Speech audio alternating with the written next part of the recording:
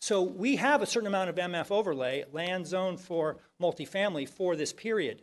We cannot downzone those for a couple things. One, it looks like we're only going to hit 40% of our objectives, so it's not like we're doing great on the lower income side. Number two, it's critical to our housing element certification. So it's fairly likely that if we try to downzone multifamily MF areas at this point in the cycle, the state will have something to say about it. And what that means is, I shouldn't talk in phrases like that.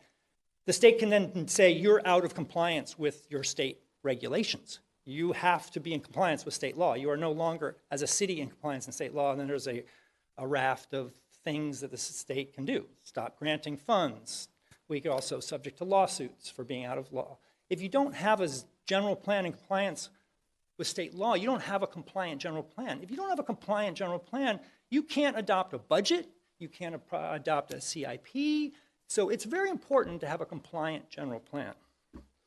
And if a judge says you don't, and this has happened to cities, you don't have a compliant general plan, you can't issue any building permits, not just for a housing project, but for the restaurant down the street. How can you tell if it's compliant with your general plan? Your general plan is out of compliance. So from now on, all permits go through the judge. And the state has set up a very streamlined process for any housing project that might come to the city during that period. Judge decides whether he or she will approve the project. There's no public hearings.